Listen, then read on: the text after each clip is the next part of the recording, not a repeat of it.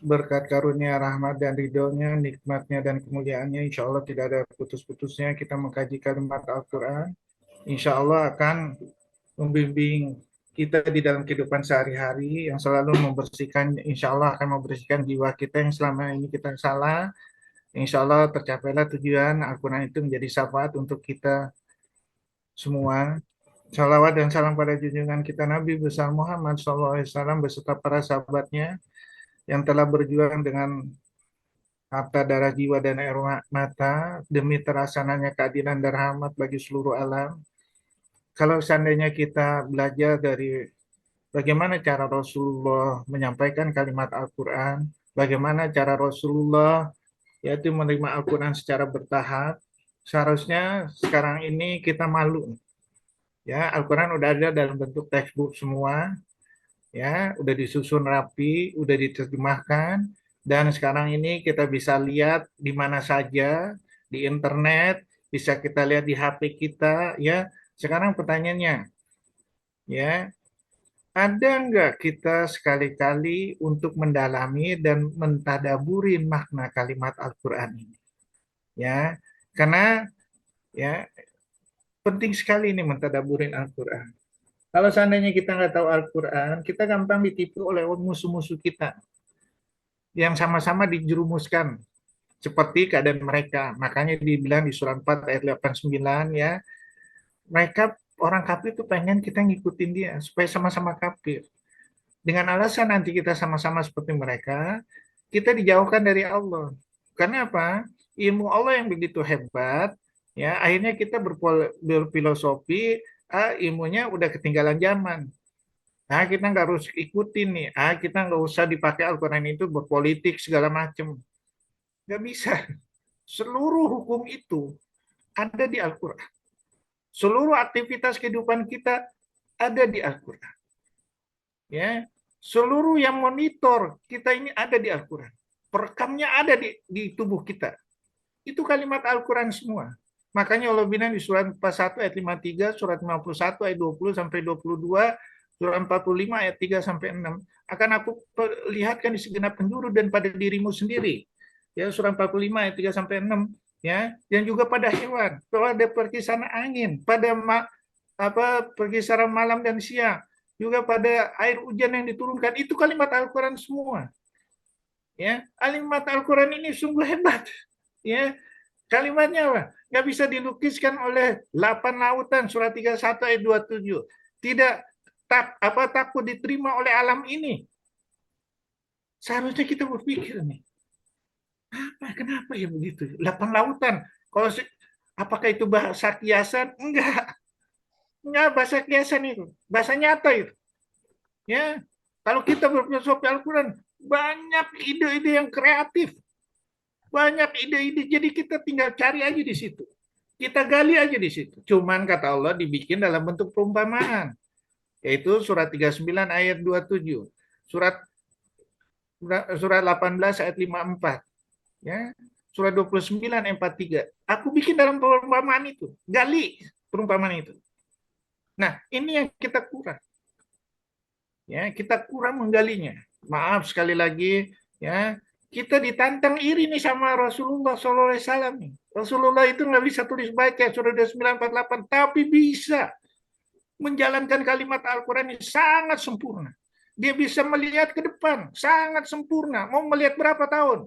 Untuk penaklukan Konstantinopel, surat itu hadisnya 578 tahun. Mau lihat pembentukan bumi itu, ini jutaan tahun. Bahkan Allah bilang di surat 3 ayat 81, sebelum Rasulullah itu diciptakan, ya, seluruh para nabi itu membaiat. Coba bacain dah, Wis. 381, Wis. Ya, surat Al-Imran ayat 81. Dan ingatlah ketika Allah mengambil perjanjian dari para nabi, manakala aku memberikan kitab dan hikmah kepadamu, lalu datang kepada kamu seorang rasul yang membenarkan apa yang ada pada kamu. Niscaya kamu akan sungguh-sungguh beriman kepadanya dan menolongnya. Allah berfirman, apakah kamu setuju dan menerima perjanjian denganku atas yang demikian itu? Mereka menjawab, kami setuju. Allah berfirman, kalau begitu bersaksilah kamu para nabi, dan aku menjadi saksi bersama kamu. Nah, kalau kita lihat ini jutaan sebelum diciptakan bumi. Udah berbaiat terus semua. Ya, coba bayangkan. Terus apa lagi? Dan disampaikan doa dari Nabi Ibrahim. Al-Baqarah 129 berdoa, ya Allah hadirkannya setelah ini, yaitu orang yang memuliakan kalimatmu, kitabmu, hikmah, kitabmu. Baca dah, Al-Baqarah 129. Ya, Al-Baqarah 129. Ya Tuhan kami, utuslah di tengah mereka seorang rasul dari karangan mereka sendiri yang akan membacakan kepada mereka ayat-ayat-Mu dan mengajarkan kitab dan hikmah kepada mereka dan menyucikan mereka. Sungguh engkaulah yang maha perkasa, maha bijaksana. Sudah diingatkan juga oleh Nabi Isa bahwa setelah aku ini akan datang seorang rasul yaitu namanya Ahmad. Surat 61 ayat 6 bacain wis.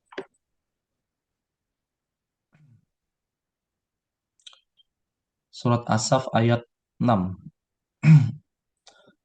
Dan ingatlah ketika Isa putra Maryam berkata kepada Wahai Bani Israel, sesungguhnya aku utusan Allah kepadamu yang membenarkan kitab yang turun sebelumku, yaitu Taurat, dan memberi kabar gembira dengan seorang Rasul yang akan datang setelahku, yang namanya Ahmad atau Muhammad.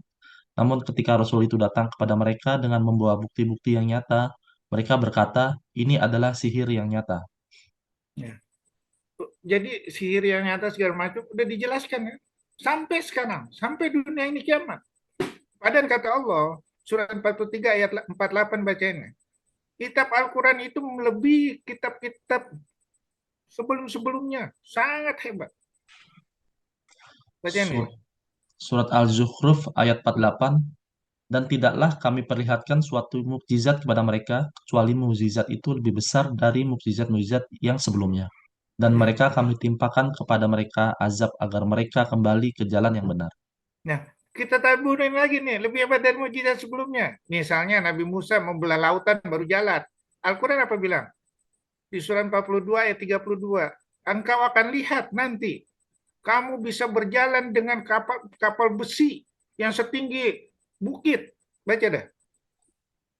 Surat Asyura ayat 32, dan di antara tanda-tanda kebesarannya ialah kapal-kapal yang berlayar di laut seperti gunung-gunung. Nah, udah jelaskan ini. Jadi yang terbatas Nabi Musa sama Rasulullah SAW dengan kitab Al-Qurannya bisa ini. Dan udah dijelaskan lagi dari yang sebesar gunung segala melalui apa? Besi. Surat 57 ayat 25. Bacain, guys. Yang banyak manfaatnya. Surat Al-Hadid ayat 25, sungguh kami telah mengutus rasul-rasul kami dengan bukti-bukti yang nyata, dan kami turunkan bersama mereka kitab dan neraca keadilan agar manusia dapat berlaku adil.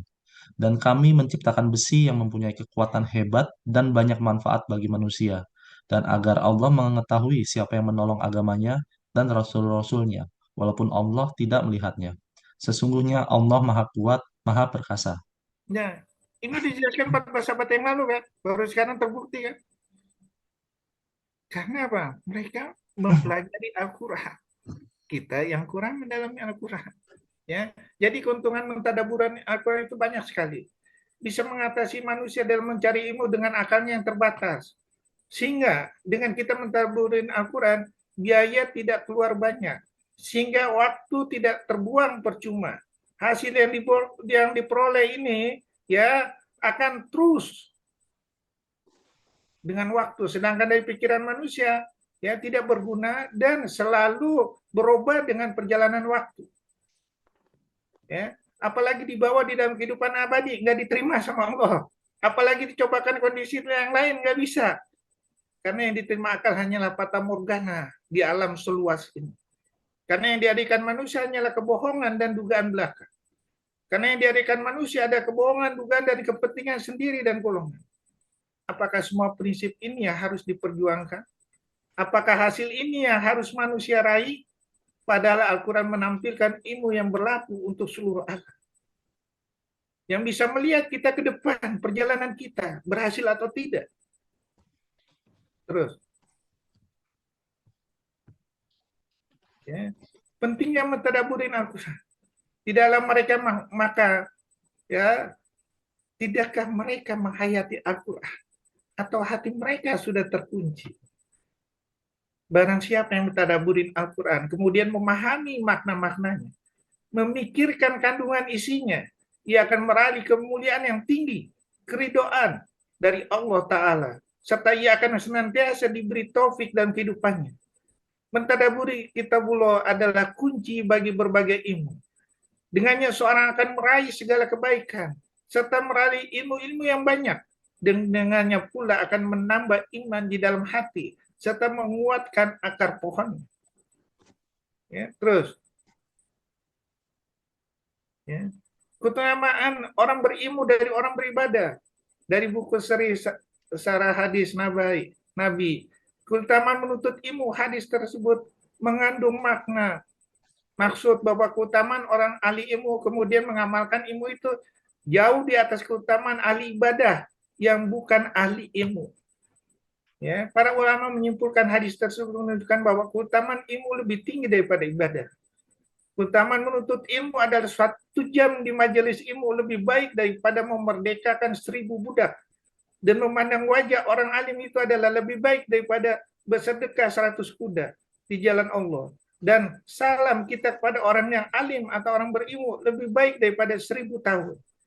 Imam Nawawi dalam kitab Riyadhus Shalihin, Kanjeng Nabi bersabda SAW, yaitu yang bisa menjaga hal-hal yang subhat, yang haram itu lebih berat bagi setan daripada 1000 tahun orang ahli ibadah yang tidak mempunyai ilmu. Ya. Jadi tidurnya orang berilmu itu lebih baik daripada sholat dengan segala kebodohan. Yang ngomong bukan saya ya. Terus. Ya. Kita lihat nih. Keutamaan orang berilmu ya. Ilmu tanpa amal. Gila. Amal tanpa ilmu sia-sia. Imam Al-Ghazali. Seorang berilmu lebih susah dihadapi setan dibandingkan 1000 ahli ibadah. Muhammad bin Ajlan dari Al-Zuri berkata, keutamaan seorang berilmu dibandingkan seorang mustahid ahli ibadah sebanyak 100 derajat. Dan setiap 2 derajat jaraknya seperti antara 500 tahun yang ditempuh dengan menggunakan kuda yang larinya sangat cepat. Kenapa itu bisa seperti itu? Itulah tanda yang mempunyai orang berakal sehat. Yang bisa menganalisa yang ada di alam ini dengan seluruh kalimat Al-Quran. Dan itu sudah jelaskan. Tidakkah kamu perhatikan bahwa Allah menciptakan langit dan bumi dan segala macam? Itu semua kalimat Al-Quran. Ya. Nah, ini yang kita kurang. Ya, kita kurang. 1 jam lebih hebat daripada sholatnya orang ulama. Ya. Terus. Ya. Nah, sekarang kita lihat bagaimana cara menentukan hadis. Dari Abdullah bin Mas'ud Nabi bersabda, sesungguhnya Al-Quran ini adalah kitab adab dari Allah. Karena belajarlah semampu kalian darinya. Sesungguhnya Al-Quran itu adalah tali Allah, cahaya yang sangat terang, kesembuhan yang sangat bermanfaat, akan dijaga seorang berpegang teguh dengannya. Keselamatan bagi orang mengikutinya. Orang yang bengkok akan diluruskannya. Orang yang melenceng akan dibenarkannya. Tak pernah kurang keajaibannya. Tak bosan-bosan ia terus diulang. Hadis Abu Shuaibah. Nah, sekarang kita lihat. Ya, perkata ini ada nggak di Al-Quran? Ya, dari surat Al-Araf 7 ayat 52, surat 4 ayat 166. Adab dari Allah. Dan seterusnya ini ada di Al-Quran. Bagaimana kalau saya tambahkan nih? Ya, yang mengetahui rahasia langit dan bumi. Itu sudah gitu tidak bisa dilukiskan oleh 8 lautan. Yang amanatnya ditolak oleh alam. Kemudian ilmunya ada di alam dan manusia. Bagaimana ininya semua menyelesaikan masalah ini jadi suatu cerita yang sangat menarik. Bukan dalam arti kata Rasulullah membuat hadis seperti ini, ya nggak boleh diikutin, ya. Nah, ini artinya apa? Rasulullah membuat daftar pustaka begini loh caranya, dan itu udah ada di Al-Quran. Surat 11 ayat 1 bacain non. Alif Lam Ra kitabun ukimat ayatul semua fusilat. Ya, surat Hud ayat 1. Alif Lam Ra, inilah kitab yang ayat-ayatnya disusun dengan rapi. Kemudian dijelaskan secara terperinci yang diturunkan dari sisi Allah yang Maha Bijaksana, Maha Mengetahui. Nah, Rasulullah udah bikin nih secara rinci nih. Ya, secara rinci. Kan pertanyaan, boleh nggak kita nambahin menjadi sesuatu yang hebat maknanya? sesuai dengan kemajuan ilmu. Ya, nggak ada masalah. Nah, ini yang kita kurang. Ya, kita kurang sama sekali. Terus, ya kita lihat nih.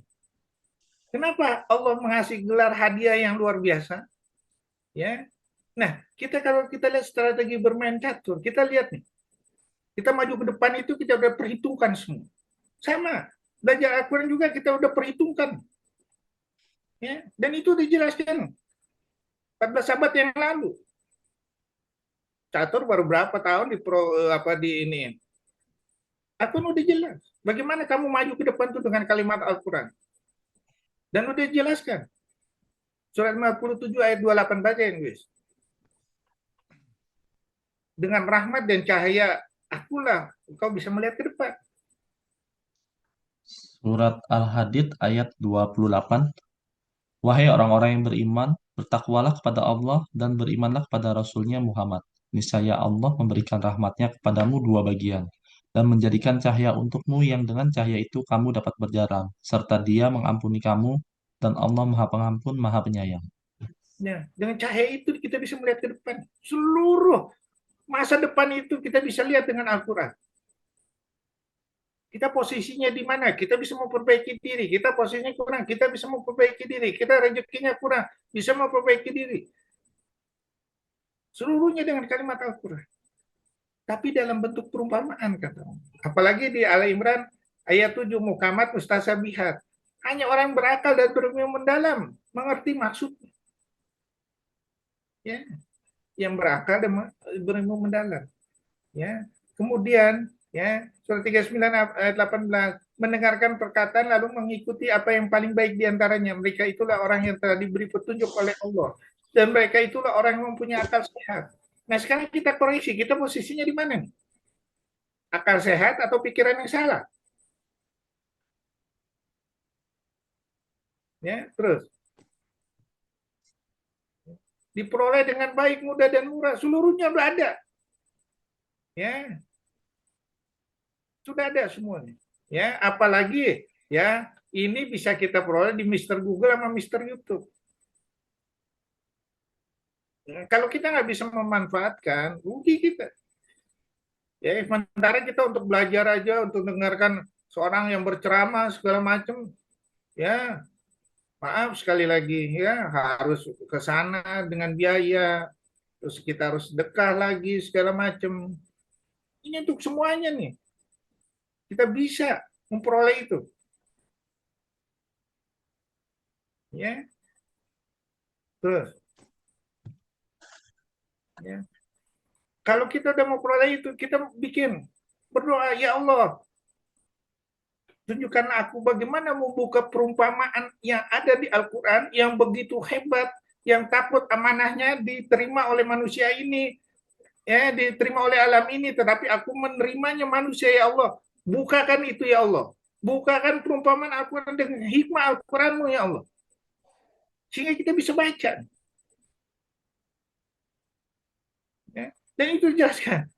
Ya, barang siapa beriman kepada Allah, berusaha pengen tahu wa ma yu'min billahi yadi qalbahu wallahu bikulli shay'in alim.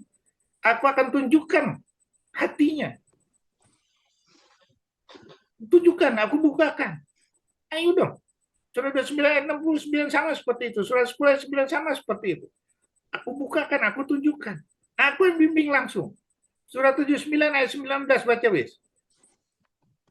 Aku yang ngasih petunjuk nanti. Maknanya itu. Surat 9 ya, Dok? 75, 19. Al-Qiyamah ayat 19.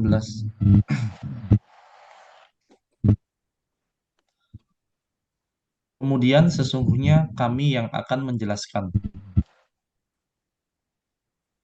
Allah yang akan jelasin sendiri tuh Al-Qurannya. Kira-kira kita senang nggak? Senang lah. Ya, senang dong. Allah yang langsung bimbing. Ya, terus. Ya, kita lihat nih, latihan berpikir secara apa? Nah, kamu buka gudang informasi, ya, dibuka gudang informasi. Kalau bikin ke perpustakaan segini, maaf sekali, kecil ini mah dengan kalimat Al-Quran. Ya,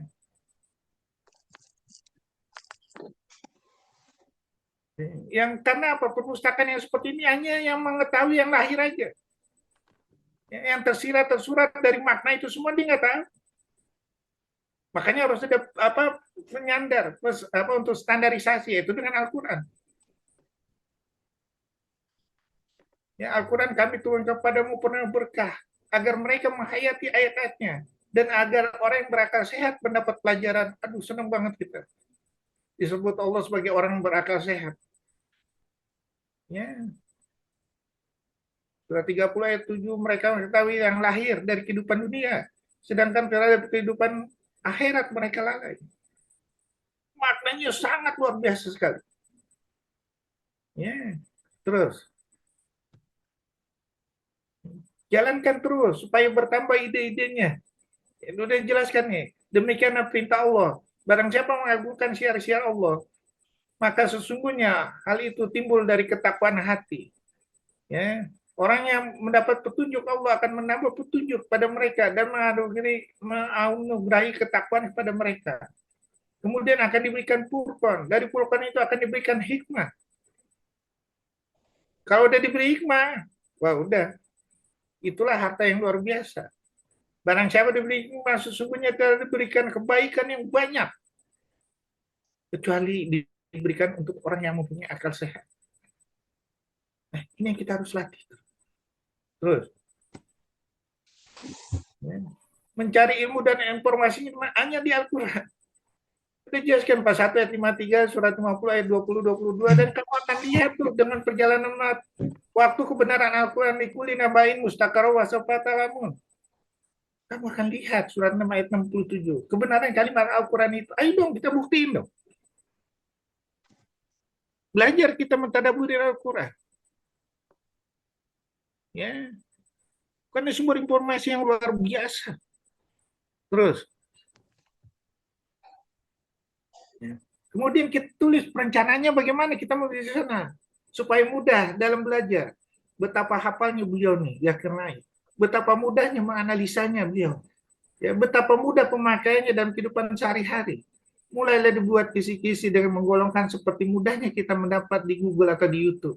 Bikin simulasi dengan beberapa permasalahan. Mulailah menghubungkan menjadi jawaban seperti membuat daftar pustaka di dalam dunia pustakaan. Latihlah terus seperti itu sehingga kita terekam terus. Latihlah terus untuk ayat yang belum dilatih. Terus dan terus sehingga menjadi masuk ke dalam hati. Diterangkan dengan lancar seperti mengalirnya air. Dan itu dijelaskan. Setiap ada kesulitan kemudahan. Apabila kamu telah selesai dari satu urusan, kerjakanlah dengan sungguh-sungguh dengan urusan yang lain. Ya, saya waktu itu begitu dapat ide dari istri saya, belajar dari apa ustazah yang nggak bisa SMP aja nggak tamat. Saya udah mulai nih. Siapa idola saya nih? Zakir Naik. Siapa idola saya? Ahmad Didat. Siapa idola saya? Harun Yahya. Udah sih mulai belajar, mulai melatih. Ya terus usahakan menggali makna yang luar biasa dari Al-Quran. Misalnya ilmunya dari Allah sebagai rahmat dan pelajaran bagi orang beriman. Ilmunya yang mengetahui rahasia langit dan bumi. Ilmunya dituliskan dalam bentuk banyak perumpamaan, ya, yang tidak bisa dilukiskan oleh lautan, yang amanat yang dapat diterima oleh Allah, yang amanatnya hanya diterima oleh manusia. Ini kita gali apa maksudnya nih. Makanya saya bikin waktu itu energi rahmat Allah sama dengan resonansi kali volume ayat Al-Quran yang dikerjakan. Teori simbiosis mutualisme, teori bandul, teori aksi dan reaksi, segala macam. Teori hukuman Allah. Ya, kita lihat nih hukuman Allah nih, kita lihat aja nanti. Pemilihan presiden sekarang berlaku nggak? Berlaku. Berlaku nggak hukumannya? Berlaku. Berlaku nggak habis mereka berusaha dengan sekarang? Berlaku. Ya, terus kita lihat. Seluruh strategi ada di Al-Quran kok. Ya. Jadi supaya kita tahu strategi itu, ya ingat kita dicoba ini sama Allah banyak cobaan yang nggak bisa diterima oleh akal. Makanya dibilang sini surat Al-Baqarah 216, yang baik bagi kamu belum tentu baik bagi Allah. Dan semuanya tidak ada sia-sia kata Allah. Asal kita mengelolanya, yaitu apa? Dengan apa? Melatih panca indera. Kita latih panca indera. Panca indera ini membatasi, ya harus kita kembangin dia sehingga menjadi yang luar biasa. Seperti luar biasanya, maaf sekali lagi, kayak Sultan Sulaiman Al-Qununi. 16 tahun dia bisa jadi apa? Gubernur. So, Ahmad Fatih 21 tahun bisa menjadi ini apa bisa menjadi penakluk Konstantinopel.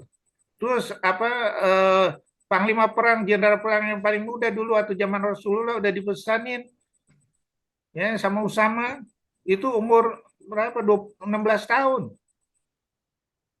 Ya, sedangkan di situ ada yang dipimpin, ada Umar, ada Abu Bakar. Kenapa? Rasulullah tahu nih. Ini hebat nih orang, ini nih.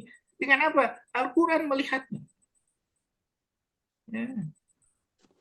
Bayang, strategi yang digunakan Nabi Muhammad dalam perang Uhud menampakkan intelijen di sarang musuh, di majelis permusyawaratan militer, menginspeksi pasukan, tidak meminta pertolongan orang-orang kafir, meredakan konflik internal, posisi yang strategis, pembagian komando dan pos militer, semangat jihad. Selesai sudah semua.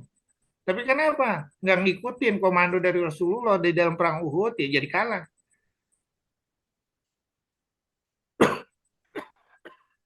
Terus, kalian kalau terperosok bangun untuk memperbaiki diri. Jangan takut gagal sebelum mencoba. Jangan takut jatuh sebelum melangkah. Kesuksesan milik orang yang berani mencoba. Ya, ingat, apa yang tidak mungkin seringkali belum pernah dicoba. Nah, kita mencoba. Kita berusaha memperbaiki diri. Apa yang kita udah salah, kita mau perbaiki diri, terus tingkatkan. Ya, insya Allah dengan kita usaha seperti itu, dosa-dosa kita karena kesalahan kita yang telah lalu akan dihapuskan sama Allah. Ya, dan Allah bilang, wahai jiwa yang hamba-hambaku yang melampaui batas terhadap diri mereka sendiri, jangan kamu berputus asa dari rahmat Allah. Sesungguhnya Allah mengampuni dosa semuanya. Sungguh dialah yang maha pengampun, maha penyayang. Ayo dong kita berusaha nih mencoba. Ya, kita kalah dulu akibat kesalahan kita dulu memimpin pemimpin yang salah. Ya, akibatnya kejadian seperti ini. Nah, sekarang kita jangan coba lagi dong. Milih pemimpinnya harus betul. Ya, terus Allah akan memberikan Furqan dan hikmah, iman, takwa dan Furqan. Sebab itu Furqan adalah buah dari takwa dan takwa adalah akibat dari iman. Bertambah iman, bertambah tinggi takwa. Maka bertambah harus pula lah kekuatan Furqan dalam jiwa kita. Allah memberi hikmah. Dan itulah yang paling berharga hikmah. Bisa memandang dunia ini dengan kalimat Al-Quran. Terus. Ya. Langit dan bumi lebih hebat dari penciptaan manusia. Kita lihat nih urusan penciptaan langit ya. Dia telah meninggikan bangunannya, menyempurnakannya. Dia menjadikan malamnya gelap gulita. Udah disempurnakan, ciptakan malam dan siang. Udah malam dan siang baru bumi dihamparkan. Kemudian dari bumi itu dipersiapkan apa? Airnya, tumbuh-tumbuhannya. Kemudian baru gunung. Ya, itulah kesenanganmu dan hewan ternakmu. Urutannya sangat luar biasa. 6 masa. Ya, 6 masa. Surat 57 ayat 6. Surat 57 ayat 4, 6 masa. Surat 7 ayat 54, 6 masa. Kalau 6 masa itu dihitung satu masa itu satu hari sama dengan 1000 tahun. Rumitnya ini. Tapi bagi Allah nggak ada masalah. Tapi kenapa nggak mau menerima?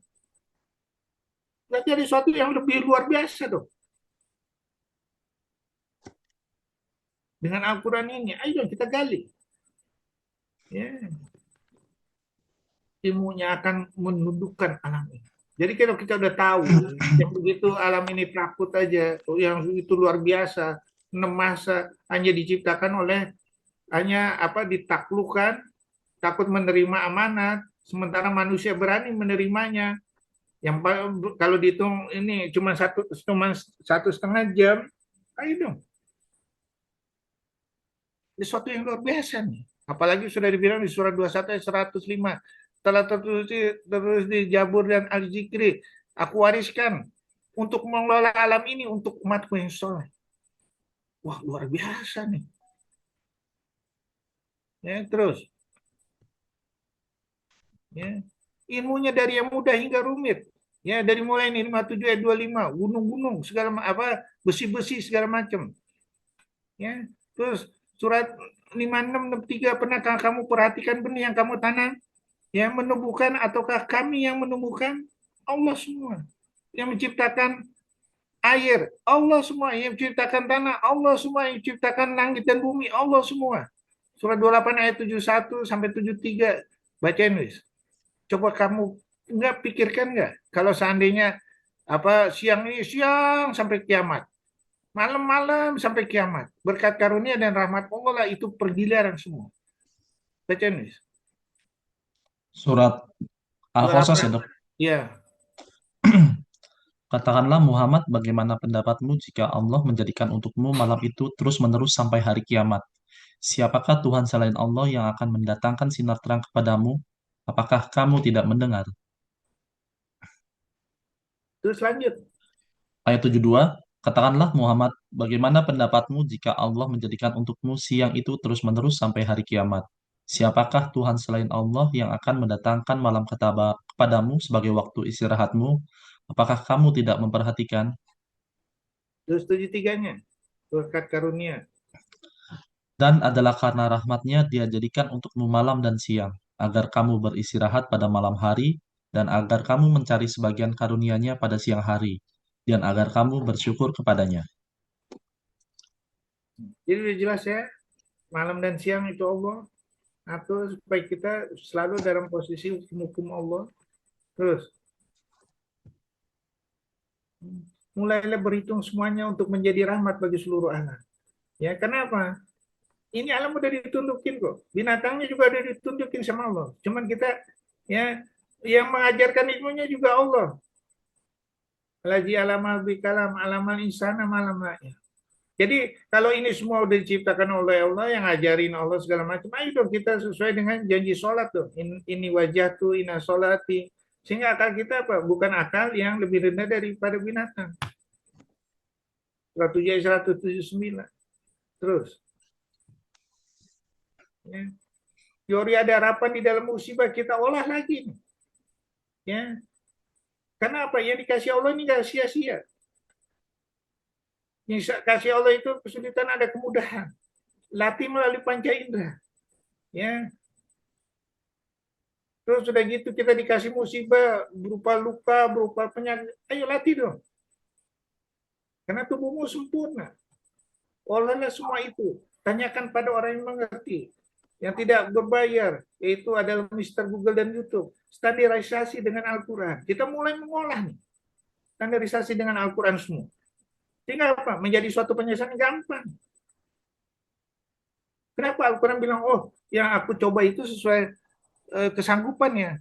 Kok dicoba ini kok orang jadi nggak sanggup? Siapa nih? Apakah kita berpartisipasi untuk menjadi seseorang yang menjadikan mereka tidak menjadi sanggup? Kalau enggak, di mana posisi kita nih? Kita salah enggak? Ya, terus. Ya. Al-Quran menyelesaikan semua permasalahan dan perselisihan. Ya, semua ada di Al-Quran. Sehingga apabila kita menjalankan kalimat Al-Quran itu dengan cahaya Al-Quran, kita bisa melihat nih, posisi kita salah apa enggak. Ya, membuka yang tersurat dan tersirat. Semua ada di Al-Quran. Semua. Ya, asal kita mengerti aja nih maksudnya kemana nih, maksudnya kemana nih, maksudnya kemana nih. Ya, terus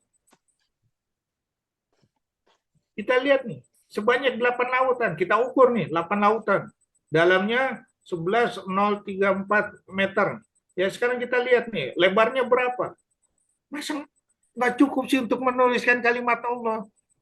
Ada suatu pemikiran yang luar biasa yang kita harus gali. Ya, kita harus gali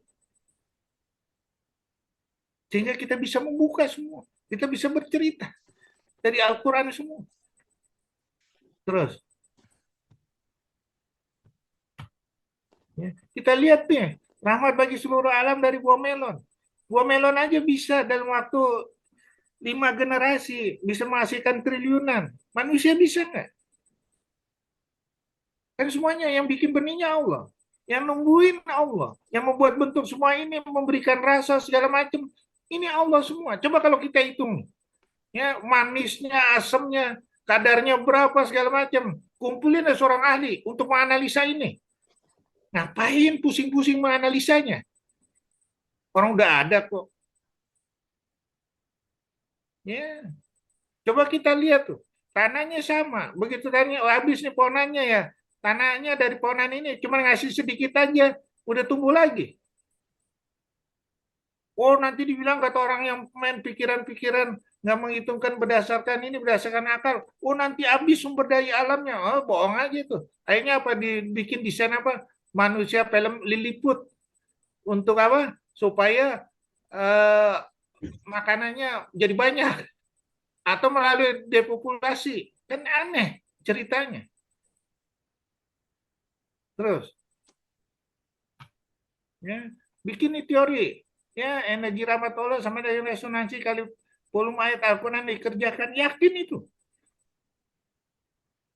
Ya, kita gali terus, kita kembangkan terus. Kita kurang nih di sini, kurang menggalinya. Terus, ya, yakinlah dengan semua standarisasi Al-Quran itulah yang terbaik. Ilmu tanpa agama akan binasa. Agama tanpa ilmu adalah buta. Ilmu tanpa agama maka akan tertipu, ya, dan terhina. Ilmu tanpa panduan agama tersesat. Lama pembuktiannya dan terlalu mahal. Karena ilmu akal adalah dugaan manusia dan penuh kebohongan. Ilmu dari Al-Quran sangat kreatif dan membangkitkan ide yang berlimpah. Ya, terus. Ya, kita lihat nih.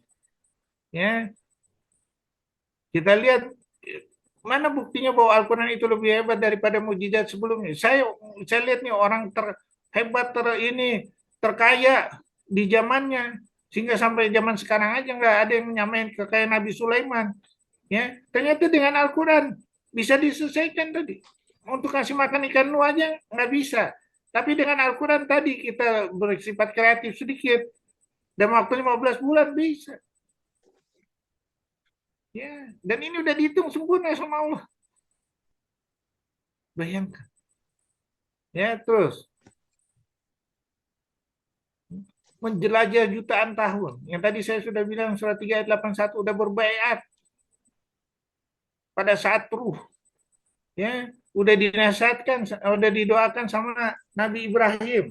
Nabi Isa udah masih kabar. Kalau kita lihat dari Nabi Isa ke ini 14 abad ditambah 300 tahun dari Nabi sebelum Rasulullah udah 17 abad atau 20 abad.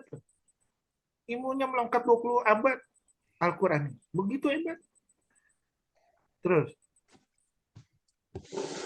ya, sangat kompleks dan dari versi cobaan ini. Jadi kalau kita tidak berfilosofi dengan kalimat Al-Qur'an, kita pasti gagal. Ya, karena tidak ada satupun yang bakal selamat. Karena kalau bukan karena karunia dan rahmat Allah, tidak ada satupun manusia ini yang bakal selamat. Dan dikasih tahu lagi di surat 41 pasti kamu akan celaka meninggalkan Al-Qur'an. Oleh karena itu bersihkanlah hati ini dengan kalimat Al-Qur'an. Qad aflaha man zakkaha wa qad khaba man dassaha. Bersihkan dengan Al-Qur'an, itulah yang beruntung. Motori dengan nggak belajar Al-Quran, itulah orang yang rugi. Ya, terus dunia ini yang dibelanya sebentar aja. Nanti masa kita yang panjang. Jadi kita waspada selalu. Dan udah diingatkan ya, kita tuh seperti orang baru kenalan. Pada waktu dibangkitkan itu sih kita seperti orang yang baru kenalan. Atau nggak pernah tinggal di bumi. Itu yang kita bela nanti dulu. Ya, Terus, masa depan itu adalah Al-Quran. Dengan mentadaburinya. Kenapa? Kita dirubah dari pandangan yang gelap kepada pandangan cahaya. Dituntun langsung sama Allah. Ya. Allah pelindung orang beriman. Dia mengeluarkan mereka dari kegelapan pada cahaya iman. Dan orang kafir pelindungnya adalah setan. Yang mengeluarkan mereka dari cahaya kepada kegelapan. Mereka itulah penghuni neraka. Mereka kekal di dalam. Terus,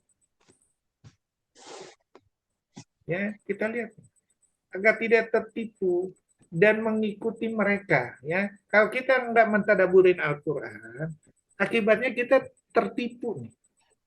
Tertipu bahaya kita. Dan ini dijelaskan di Al-Quran, kok. Kalau kita tertipu, Allah lepas tangannya. Artinya kalau lepas tangan terhadap siapa? Kita masuk neraka. Sementara kekayaan kita diambil sama musuh-musuh kita. Musuh-musuh muslim. Kenapa? Yang dikasih kekayaan itu adalah negeri orang muslim. Negeri yang menjalankan kalimat Al-Quran. Ya. Negeri yang menjadi inceran musuh-musuh Islam. Kalau kita nggak mentadaburin, kita nggak tahu segala macam, ya kita ragu dengan kalimat Al-Quran, habis kasih bumi kita. Kita masuk neraka. Kalau kita nggak mentadaburin Al-Quran, ya tinggalkan apa yang membuatmu ragu. Peganglah apa yang tidak membuatmu ragu.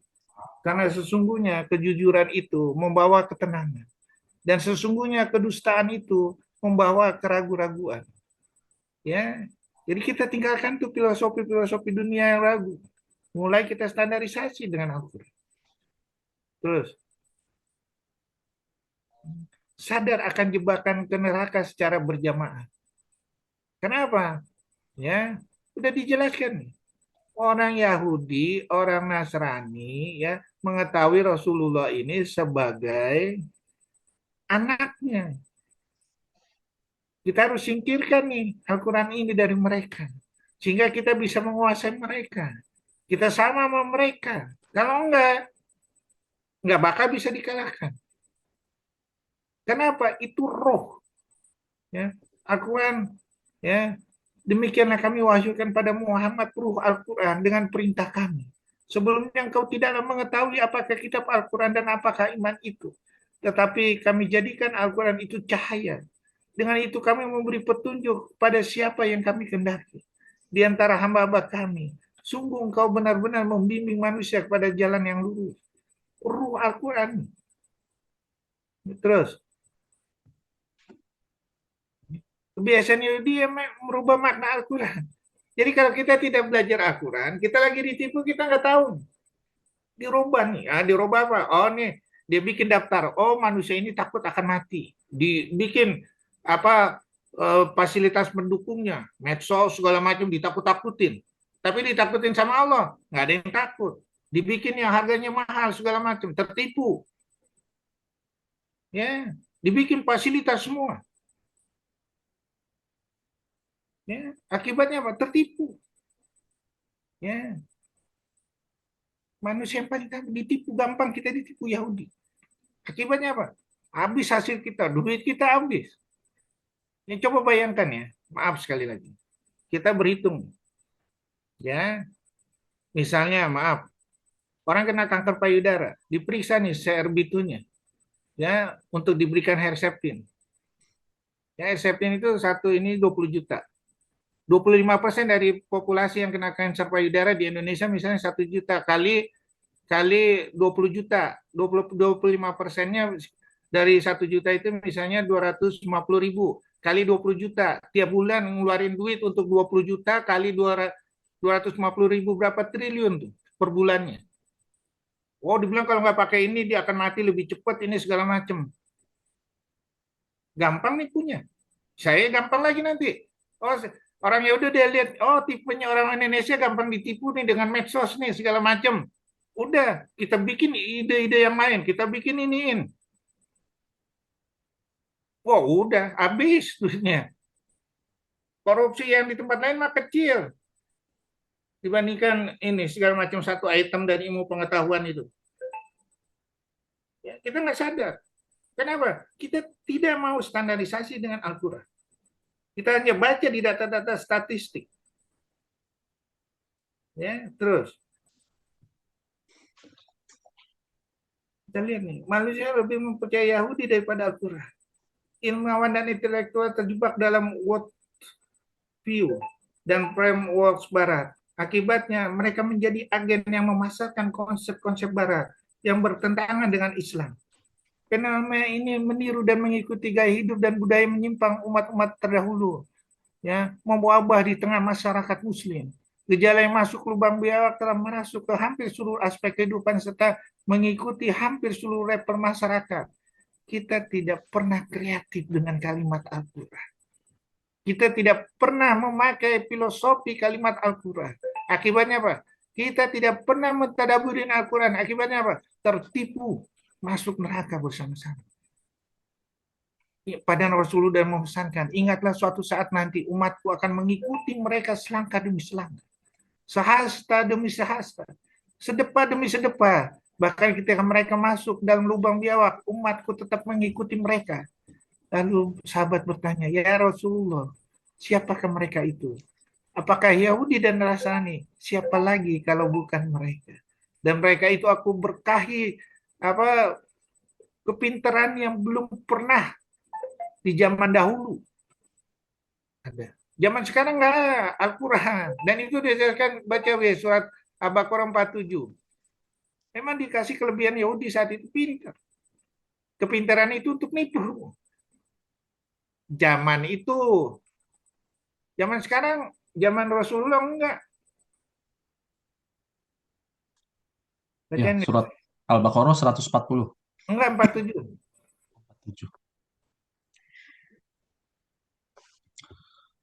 Wahai Bani Israel, ingatlah nikmatku yang telah aku berikan kepadamu, dan aku telah melebihkan kamu dari semua umat yang lain di alam ini pada masa itu.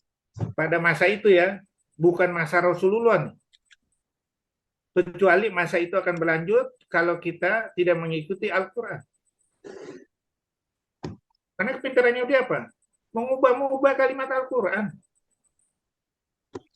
Maknanya dirubah semua. Terus,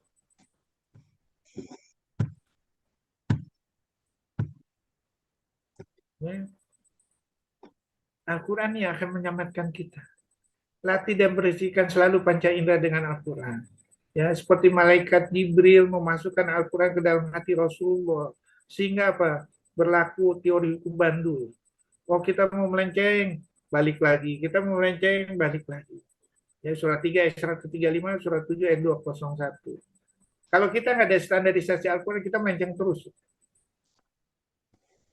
Ya, jadi gampang ditipu terus.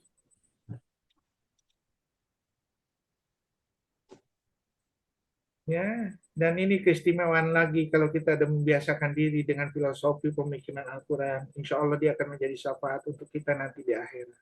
Yang akan membela kita di dalam kegelapan. Ya, yang akan memberikan cahaya di kuburan. Dan itu sudah dijelaskan surat 6 ayat 122, bacain nulis. Surat Al-An'am ayat 122. Dan apakah orang yang sudah mati lalu kami hidupkan dan kami beri dia cahaya yang membuatnya dapat berjalan di tengah-tengah orang banyak, sama dengan orang yang berada dalam kegelapan, sehingga dia tidak dapat keluar dari sana. Demikianlah dijadikan terasa indah bagi orang-orang kafir terhadap apa yang mereka kerjakan. Cahaya itu nanti jadi rebutan sama orang kafir yang gelap. Dan itu dijelaskan surat 57 ayat 12, 13, bacain.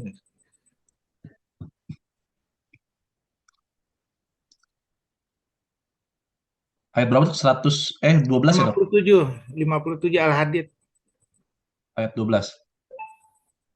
Pada hari engkau akan melihat orang-orang yang beriman, laki-laki dan perempuan, betapa cahaya mereka bersinar di depan dan di samping kanan mereka. Dikatakan kepada mereka, pada hari ini ada kabar berita gembira untukmu, yaitu surga-surga yang mengalir di bawahnya sungai-sungai, mereka kekal di dalamnya, demikian itulah kemenangan yang agung. Ayat 13, pada hari orang-orang munafik, laki-laki dan perempuan berkata kepada orang-orang yang beriman, Tunggulah kami ingin mengambil cahayamu. Kepada mereka dikatakan, kembalilah kamu ke belakang dan carilah sendiri cahaya untukmu. Lalu di antara mereka dipasang dinding pemisah yang berpintu, di sebelah dalam ada rahmat dan di luarnya hanya ada azab. Kita posisinya di mana nih? Ngemis-ngemis cahaya atau kita yang dapat cahaya? Ya, silakan aja. Nggak ada paksaan. Tahi rohafidin. Ya, terus hasilnya pasti yang dikasih Allah itu yang terbaik. Kebajikan apapun yang kamu peroleh itu adalah dari sisi Allah. Keburukan apapun yang menimpamu dari kesalahan dirimu sendiri. Ya, kalau kita mau dapat yang baik terus pakai Al-Quran. Kalau mau dapat yang buruk, ya lupakan Al-Quran. Ya, bagaimanakah Allah telah membuat perumpamaan yang baik, yaitu pohon yang baik, akarnya kuat, cabangnya menjulang ke langit. Pohon itu menghasilkan buahnya pada setiap waktu dengan seizin Tuhannya. Allah membuat perumpamaan itu untuk manusia agar mereka selalu ingat. Perumpamaan kalimat yang buruk seperti pohon yang buruk yang telah cabut akar-akarnya dari permukaan bumi, tidak dapat tetap tegak sedikit pun. Ya, dia akan berubah. Filosofi-filosofi yang bukan kalimat Al-Quran pasti akan tenggelam. Pasti orang akan sadar, tapi sadarnya terlambat. Ya, sadarnya terlambat. Tinggal kita pilih aja. Ya, kapan kita mau merubah. Terus, ya, strategi memajukan umat Islam dengan Al-Quran dan Sunnah. Kita harus coba nih, buat lembaga kajian Al-Quran untuk membuka seluruh tabir permasalahan di dunia. Buat teori untuk membuktikannya. Kalau belum dapat, perbaiki kembali. Karena Al-Quran adalah bahasan mutlak Allah. Ya, bahasa kalimat mutlak Allah. Dimulai dari sekolah SMP, SMA, dan seterusnya. Monitor terus hasil yang telah didapat. Tingkatkan terus hingga sempurna. Sebarkan di medsos dengan penampilan menarik dan memakau pendengar. Bekerja semua dengan keikhlasan yang tinggi, sehingga dihadirkan ide-ide yang mencengangkan. Libatkan seluruh disiplin ilmu dunia. Libatkan dan digabungkan ilmu dunia. Kemudian standarisasi dengan Al-Quran. Kita ayo dong, sama-sama dong. Terus, ya, ya Allah, bukakanlah tabir dari ilmu Al-Quran. Ya Allah, dalam waktu terbatas ini maksimalkan makna ilmu yang tersurat dan tersirat darimu. Sehingga akan semakin sempurna memaknainya. Semakin sempurna menyusun benang merahnya. Semakin sempurna kelimpahan berkah dan rahmatmu. Semakin merata rahmatmu bagi seluruh alam untuk memaknai dan merasakannya. Semakin cepat penerangan dan semakin sederhana untuk mengartikannya. Tapi semakin hebat keajaiban luar biasa dari semuanya. Engkau juga telah merangkanya bagaimana menyampaikannya supaya jelas dengan sejelas-jelasnya. Ya Allah, bukakanlah semua umat ini untuk menyampaikannya. Sehingga kebangkitan kejayaan Islam akan berlaku kembali. Akan terasa keadilan bagi seluruh alam semesta ini. Ya Allah, kabulkanlah dan jangan dikecewakan lagi umat Islam yang sudah Engkau hukum akibat salah pilih. Dari hati yang selalu rindu pada Allah dan Rasulnya dan rindu akan keadilan. Terus, wabillahi taufiq wal hidayah. Assalamualaikum warahmatullahi wabarakatuh. Waalaikumsalam warahmatullahi wabarakatuh. Ya, jadi udah tahu ya, kalau kita belajar tidak mentadaburin Al-Quran, kita bakal tertipu, kita bakal mendapat apa sama-sama berjamaah ke neraka. Silakan pilih, silakan Anda mau belajar mentadaburin Al-Quran atau ada merasa puas aja dengan baca Al-Quran aja, silakan. Itu hak dari semuanya. Ada yang mau bertanya? Tanya Dr. Kurnia. Assalamualaikum. Waalaikumsalam. Salam. Iya, saya masalah ini kajian ini membuka wawasan kita nih terhadap ibadah yang kita lakukan selama ini. Kalau memang tidak bertadabbur Al-Quran. Saya juga baru buka ini surat Hud ya, surat 11 ayat 3 nih. Saya baru buka, baru baca. Setelah saya pahami, baru terjemahannya aja tadi. Kemudian saya coba buka tafsirnya. Rupanya memang kita dalam beribadah ini nggak boleh kecewa setelah bertadabur ini, Dokter Kurnia. Dan Allah mengatakan kalau dalam surat Hud itu yang ayat 3-nya kan surat 11 ya. Ayat 3. Dia bilang, dan hendaklah kamu memohon ampunan kepada Tuhanmu dan bertobat kepadanya. Niscaya dia akan memberi kenikmatan yang baik kepadamu sampai waktu yang telah ditentukan. Nah, ini yang sampai waktu yang telah ditentukan. Jadi harus sabar. Karena memang kalau pada zaman Nabi, apa yang diminta Nabi langsung dikasih Allah kan. Setelah Nabi tidak ada, kita bermohon minta. Kadang-kadang kita menjadi, bukan apa-apa ya, kadang-kadang jadi bosan, bukan bosan ya. Kadang-kadang capek juga. Kapan ya Allah akan kasih ruangnya ini, yang tadabbur ini. Kalau bisa Dokter Kurnia lebih kembangkan wawasan itu ayat 3 itu. Jadi memang kita harus lebih sabar ternyata ya menunggu nikmat diberikan Allah. Karena kita mintanya banyak itu. Alhamdulillah, terima kasih nih Dokter Kurnia, penjelasan tadabbur ini memang penting sekali ini. Itu yang ingin saya tanyakan, bagaimana lebih meluaskan ayat 3 itu, Dok. Terima kasih. Assalamualaikum warahmatullahi wabarakatuh. Assalamualaikum. Ya, kita disuruh lintas ilmu, berusaha menggali, sebarkan itu. Ya, makanya ini nanti suatu saat saya akan bikin yaitu prinsip donor menurut standar Al-Quran. Ya, Ya, kita terus membahas. Terus kayak misalnya ahli ilmu sosial ekonomi, ya pakai standar Al-Quran semua. Ahli hukum pakai standar Al-Quran. Gampang semua kok. Ya, ya. bahkan orang bule aja terkejut tuh. Makanya di Universitas Harvard itu ya, di situ dijelasin di fakultas hukumnya tuh. Oh begini gampang banget ini Al-Quran. Sementara orang-orang ahli itu bikin sampai ribuan aturan, ribuan buku textbook. Al-Quran gampang terhadap dirimu sendiri sama keluargamu. Udah, coba pakai itu. Ngapain harus berbelit-belit? Ya, kita berbelit-belit nih. Ya, dibahas cuma satu ayat, mati nggak bisa maju, nggak bisa mundur. Ya. Nah, itu makanya sekali lagi ya, supaya kita nggak tertipu, udahlah, kita standarisasi lah seluruh ilmu pengetahuan itu dengan Al-Quran. Sehingga insya Allah itu nggak kita Al-Quran itu jadi syafaat untuk kita. Bahwa kita udah mencoba. Ya, ya. Ya. Nah, Memang itu kita harus ini kan mantepin itu. ya memang kalau ditanya dari satu ayat itu kepada Ustadz tidak, penjelasannya tidak seperti yang Dr. Kurnia katakan, karena memang kan Al-Quran itu selain kita tadaburi, kita pahami, kita amalkan, dan dalam mengamalkannya ini Dok, memang kadang-kadang kita salah ini.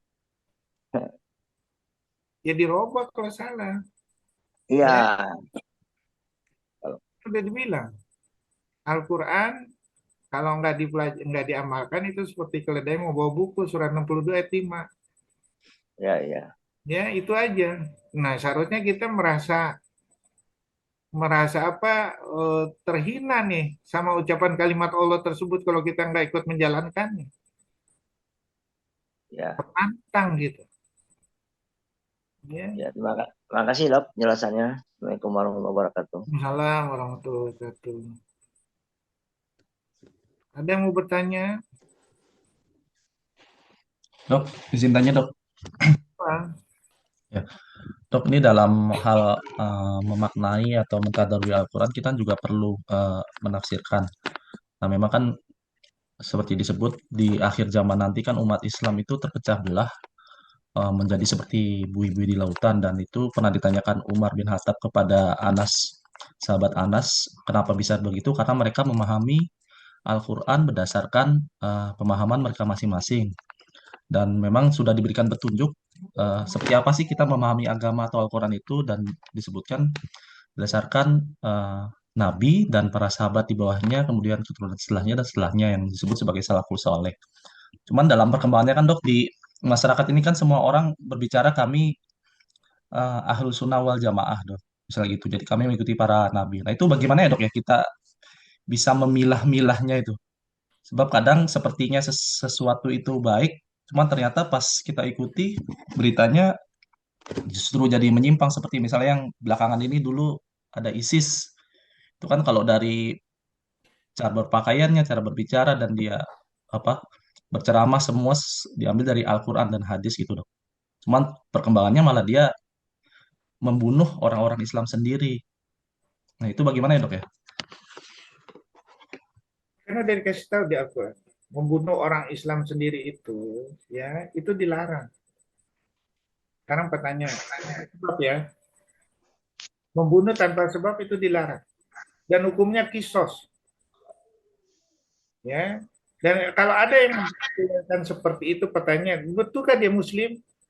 Betulkah dia ahli sunnah al jamaah? Nanti dulu. Itu bisa koreksi dengan Al-Quran. Dan itu dijelaskan, coba baca. Surat 4 ayat 92.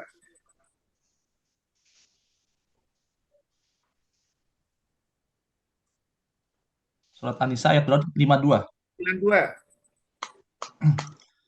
Ayat 52, 92. 92.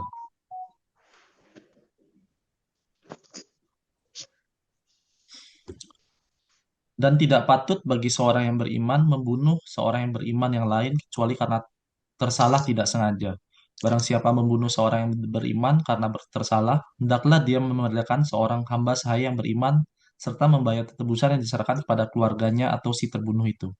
Kecuali jika mereka keluarga terbunuh membebaskan pembayaran jika dia terbunuh dari kaum yang memusuhinya. Nah, sekarang, Padahal ya, nah, sekarang kita lihat. Betul nggak dia Muslim tuh membunuh tanpa sebab orang Muslim? nggak betul loh. Nah udah,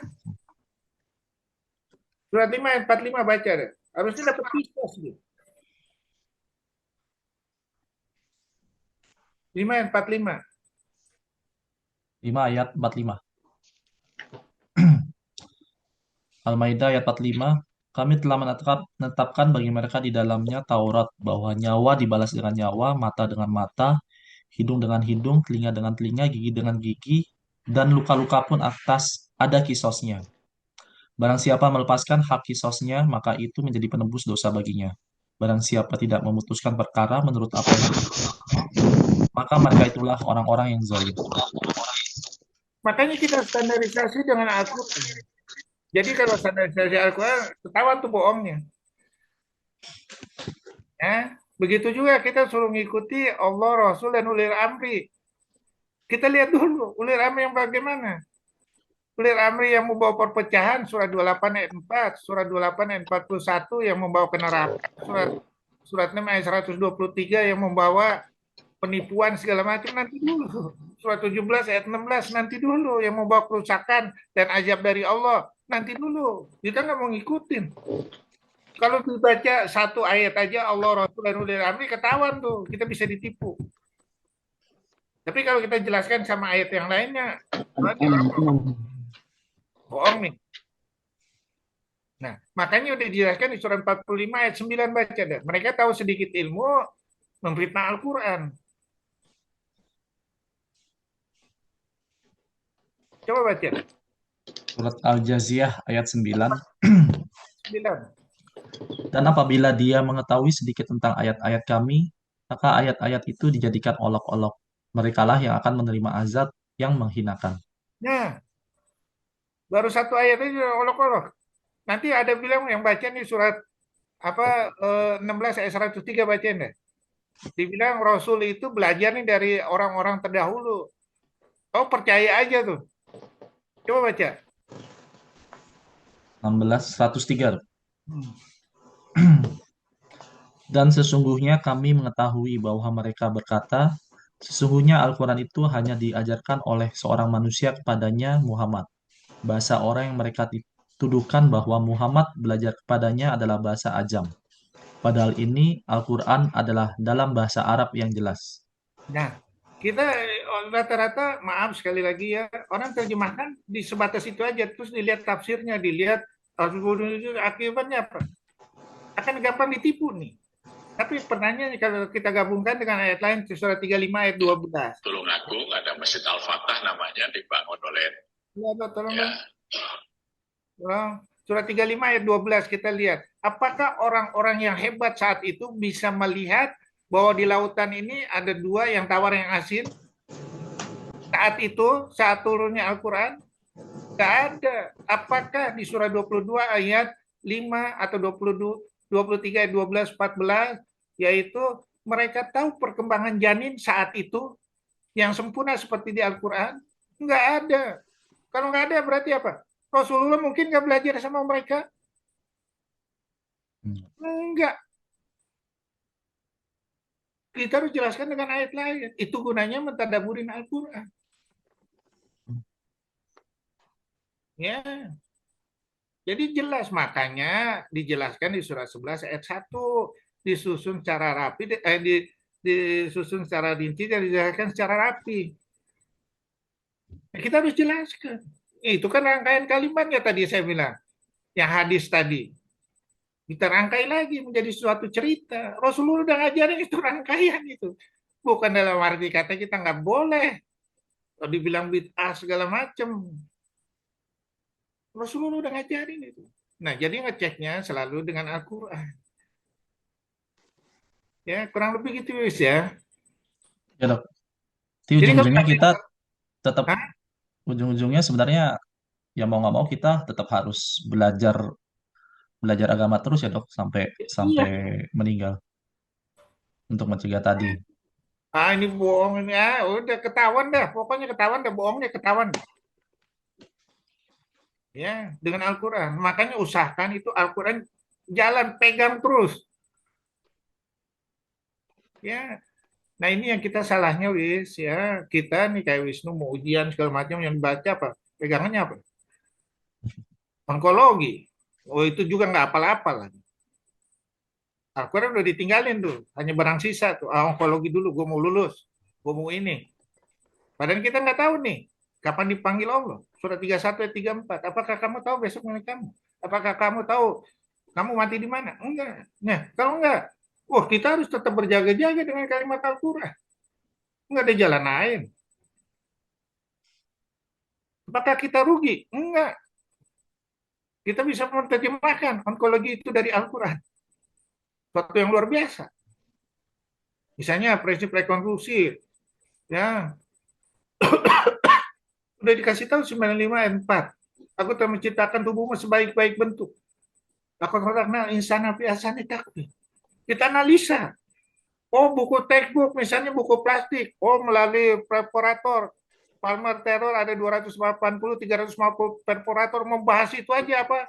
Membahas itu berapa? Sampai ratusan buku textbook. Ngapain? Ngapalinnya setengah mampus. Yang saya ngapalin Al-Quran. Sekarang saya menganalisa. Kenapa Allah ngasih sangat sempurna itu? Apakah saya perlu belajar melalui perforator itu? Enggak. Pokoknya di setiap titik putar itu ada perforator. Udah kesimpulannya gitu aja. Apakah saya mau antisipasi dengan pemeriksaan MRI angiografi untuk mengetahui kaliber itu? Nanti dulu. Mahal banget. Betul nggak? Enggak. Ya, gampang dong Al-Quran. Makanya waktu saya berdebat sama Dokter Teddy, kok gampang banget? Ya iya. Saya bilang, gampang. Kita yang bikin susah. Saya bilang, mau desain apa aja. Makanya waktu itu saya bikin proposal penelitian, yaitu desain untuk memindahkan mengisi DPK itu dengan huruf kalimat Al-Quran semua, ajal Al-Quran. Misalnya huruf Nun, itu namanya kistun. Huruf Ta, huruf Sa, huruf Sin, huruf Sod, huruf sambung, lakum, kapmim, multiple jet. Ada semua. Ya, saya suruh residen bikin. Nih, udah saya bikin nih. Tinggal lu kumplitin daftar pustakanya. Dia cari daftar pustakanya nggak dapat. Ya, tanya dah ada. Presiden saya suruh bikin. Saya udah bikin. Tinggal ditambahin aja sedikit. Ya. Nah, kalau bisa bikin gitu kan hebat. Terus saya bikin lagi yang prinsip mengolah satu jadi tujuh, tujuh jadi 700 untuk penyakit mana? Saya kasih ke residen bingung. Ya, padahal kalau sedikit dilatih ketemu tuh. Ya, kemarin saya ngomong sama Prof Indah, gampang itu menyelesaikannya semua pakai Al-Quran saya bilang. Nah, ini kita yang kurang mengkaji. Sehingga apa? Tertutup terus. Ya, tertutup terus kita dengan kalimat Al-Quran. Kita nggak mau mencoba ke sana. Padahal idenya brilian. Kita ini yang kurang. Ya. Dulu saya ingat banget tuh waktu saya baca di buku rekonstruksi plastik surgery PRS itu ada namanya idea dan inovasi. Dari idea dan inovasi itu sampai edisi tahun berapa tuh? Saya lihat udah nggak ada lagi. Sekarang idea dan apa borjuis mahal. Ngapain gua belajar? Ya, dulu dikasih hadiah tuh. Kalau kita ada ide kreatif gitu, diperlombakan tuh. Jadi makanya teorinya banyak. Makanya saya bikin teori waktu itu dulu kita untuk tangga rekonstruksi pakai step ladder. Ya tuh sudah gitu pakai rekonstruksi matriz surgery menurut si Erba dan Ogawa. Tuh sudah gitu pakai apa Mates Triangle. Saya bikin lagi teori multi level berdasarkan Al-Qur'an.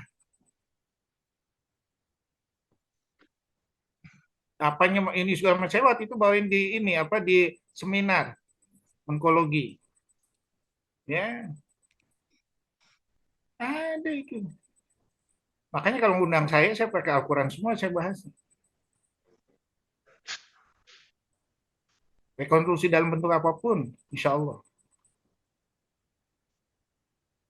Gampang kok semuanya diselesaikan Al-Quran, gampang.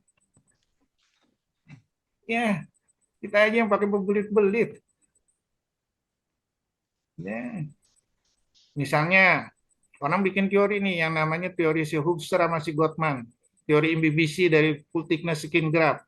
Ya, hari keempat. Saya pernah nyoba nih hari keempat ya. Oke, saya hitung nih. Hari keempat saya cabut drain. Saya begitu cabut drain, skin graftnya keangkat tuh.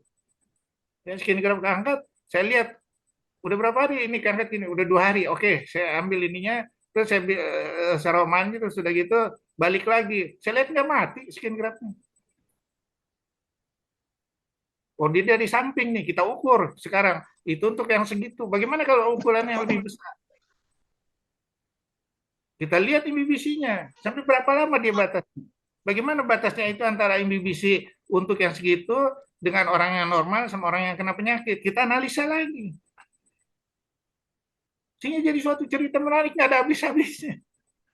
Makanya Allah bilang, ya, di surah 25 ayat 2, itu aku bikin semua ada ukuran-ukurannya. Nah, kita kaji ukuran-ukuran yang dimaksud Allah ini apa nih? Jadi suatu cerita terus. Kurang lebih begitu ya. Ya, Ya memang susah, ke situ susah. Tapi ya daripada kita nggak belajar sama sekali. Daripada kita nggak usaha sama sekali.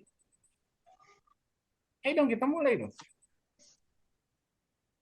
Ya. Dok, mungkin gini dok, yang tadi pertanyaan itu saya coba mau stressing, memang di dalam kasus banyak orang mengaku-ngaku ASWJ istilahnya, Ahlussunnah wal Jamaah, seperti si A, terus yang lain.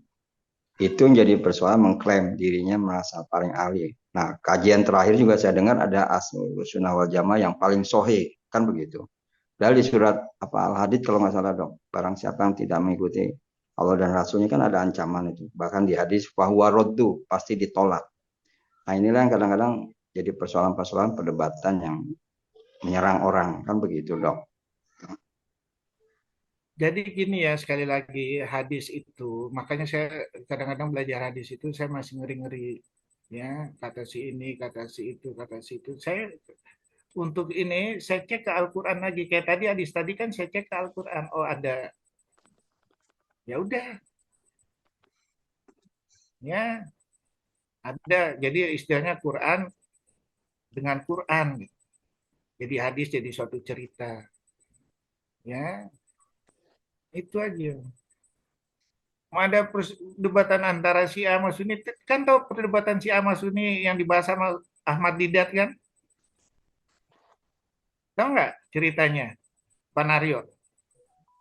Ya dok, Tahu nggak Pak Naryo? Mau bahas debat antara Syiah sama Sunni menurut Ahmad Didat. Tahu nggak ceritanya? saya nggak ikut yang itu, nggak Pada ngikutin. waktu Ahmad Didat ini mau diajak berdebat, terus udah gitu dia tinggalin ininya. Kebetulan dia punya sandal baru apa tuh? Ditinggalin di luar. Terus kata ahli, kata ini kenapa nggak dibawa masuk? Dibawa ke dalam sendalnya itu. Kenapa dibawa ke dalam? Takut dicuri orang. Ah, kata ahli Syiah takut dicuri orang.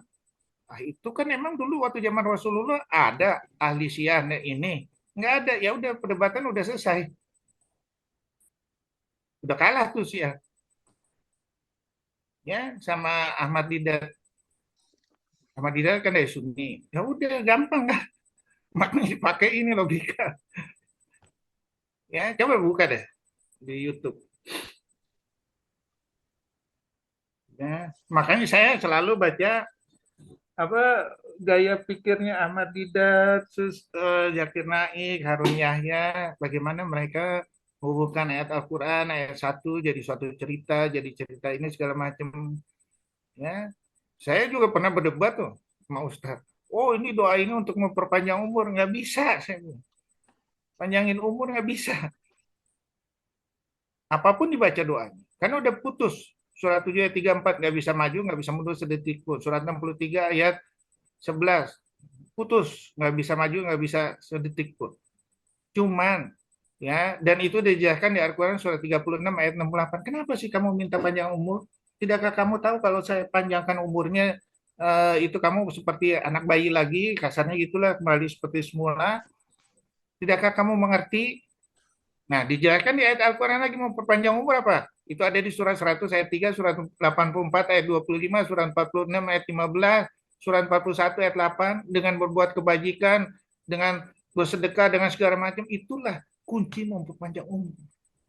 Nah, sekarang kita lihat hadis itu, benar nggak? Kalau dilihat dari Al-Quran ini, nanti dulu, misalnya ada yang bilang hadis, ya baca Al-Quran itu satu huruf 10 kebaikan. Tapi kenapa di ayat Al-Quran lagi ada teguran nih? Yang nggak mentadaburin Al-Quran. Nah, kita cek lagi semua. Ya, caranya begitulah kurang lebih ya Pak Naru ya. Iya dok. Ya, jadi kita cek Al-Quran dan Al-Quran.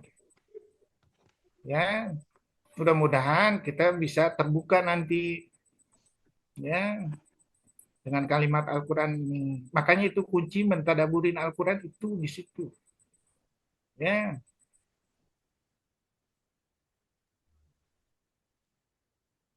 ada lagi mau tanya?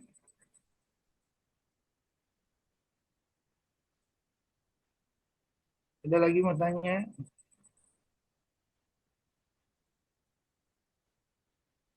Yahudi itu pinter loh. Makanya Allah bilang tadi surat Al-Baqarah 47, surat Al-Baqarah 122, pelan pinter.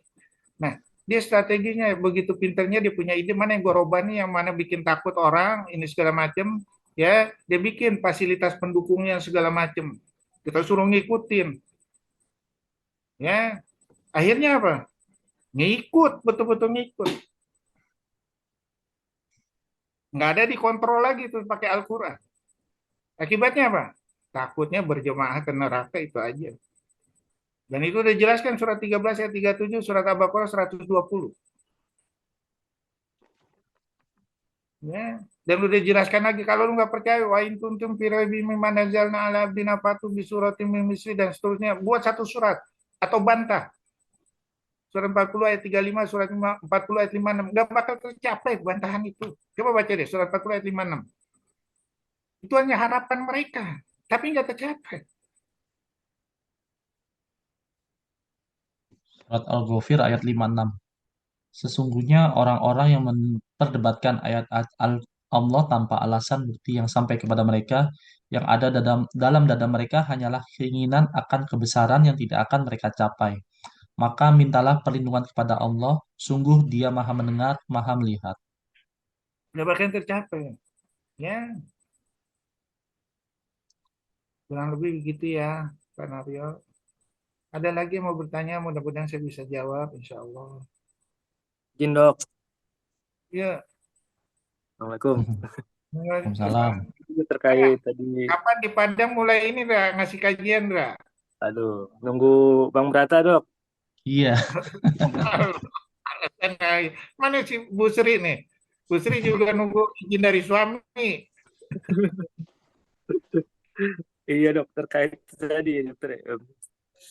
Eh apa masalah lulus masuk wal jamaah tadi semua ngeklaim gitu kan. Sebenarnya kan dokter bilang tadi kita semua kembali ke Al-Quran lagi kan. Terus hadis ya saya juga nggak terlalu ahli masalah hadis gitu kan. Cuma kalau dari kita pernah pernah dengar pernah baca gitu kan masalah Imam Syafi'i gitu. Sekelas Imam Syafi'i aja bisa meralat fatwa dia sebelumnya kan gitu kan. Waktu dia di Mesir diralat beberapa fatwa yang di Irak kan gitu. Jadi satu orang dengan nama Imam Syafi'i yang kita tahu track recordnya gitu kan. Perjalanan waktu dia kadang ya mungkin namanya akal manusia gitu kan. Kadang dipenuhi nafsu, kadang kondisi lagi nggak fit gitu kan. Kadang kita pemikirannya menarik kesimpulan mungkin kurang tepat kan gitu. Sekelas Imam Syafi'i kan gitu yang hafal ribuan hadis yang sekali baca langsung hafal gitu kan, sekali lihat langsung ingat gitu. Dia bisa meralat fatwa dia sebelumnya, fatwa dia sendiri kan gitu. Nah, mungkin kita juga sama, mungkin kita ya kita belum kapasitas kita buat menentukan mana mazhab yang mesti diikutin, yang kita bisa digolongkan jadi ahlus sunnah wal jamaah. Tetapi kita, menurut saya sih itu tetap doa kali dok ya. Kita wajib mempelajari Al-Quran kan gitu. Namanya cuma problem kita pemikiran manusia gitu kan kita terbatas, ada kelemahan gitu ya. Selain kita, yang penting kita berdoa selalu terlindungi gitu kan. Dan Ya, mungkin kita perlu juga mungkin banyak belajar lagi kan gitu. Kadang pemikiran kita mungkin bisa dibenarkan juga setelah kita diskusi sama pemikiran orang kan gitu kan. Atau kita ya baca-baca lagi referensi-referensi yang lain gitu. Atau mungkin diskusi lagi dengan pemuka-pemuka atau ahli-ahli ilmu yang lain gitu kan. Mudah-mudahan kita terlindungi gitu. Mungkin itu aja perspektif saya. Terima kasih. ya, terima kasih Indra. Ya, ya, jadi gini ya. Memang kalau kita baca hadis ya, kan tadi saya bilang salah satu hadis tadi itu saya coba hubungkan dengan ayat Al-Quran. Ya, saya lihat lagi setiap hadis saya hubungkan dengan ayat Al-Quran ada nggak? Ya, nah kalau ada ditambahinnya misalnya kayak Al-Baqarah 239. Baca Dawis. Sholat di orang perang. Ya, coba baca ini. 239 Al-Baqarah 39. 39 dok. Al-Baqarah 239. Jika kamu takut ada bahaya, sholatlah sambil berjalan kaki atau berkendara. Kemudian apabila telah aman, maka ingatlah Allah, sholatlah, sebagaimana Dia telah mengajarkan kepadamu apa yang tidak kamu ketahui. Nah, surah 4 ayat 102. An-Nisa ayat 102. Dan apabila engkau Muhammad berada di tengah-tengah mereka, sahabatmu, lalu engkau hendak melaksanakan sholat bersama-sama mereka, maka hendaklah segolongan dari mereka berdiri sholat besertamu dan menyandang senjata mereka. Kemudian apabila mereka yang sholat besertamu sujud atau telah menyempurnakan satu rakaat, maka hendaklah mereka pindah dari belakangmu untuk menghadapi musuh. Dan hendaklah datang golongan yang lain yang belum sholat. Lalu mereka sholat denganmu. Dan hendaklah mereka bersiap siaga dan menyandang senjata mereka. Orang-orang kafir ingin agar kamu lengah terhadap senjatamu dan harta bendamu.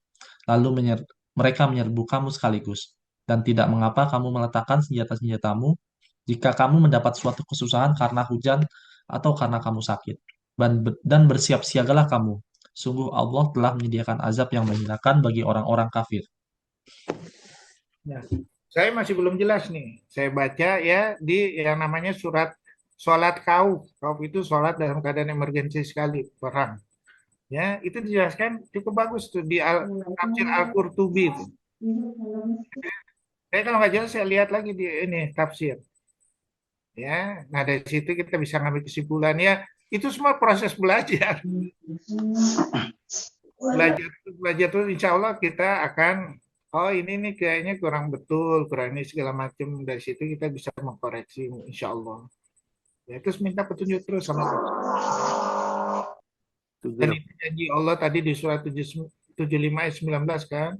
Masukkan Al-Quran itu nanti aku yang akan ngasih petunjuk. Terus ada dijelaskan lagi surat 64 ayat 11 ya. Itu janji Allah. Nah, jadi kalau kita insya Allah seperti itu, insya Allah kita akan ditunjuk terus sama Allah. Makanya nanti berlaku teori Bandul. Ya, surat 3 ayat 135, surat 7 ayat 201. Kalau udah kita dikasih petunjuk terus, ada dibisik-bisikin, terus kita cepat sadar tuh. Insya Allah, tapi untuk ke sana itu harus perlu latihan segala macam.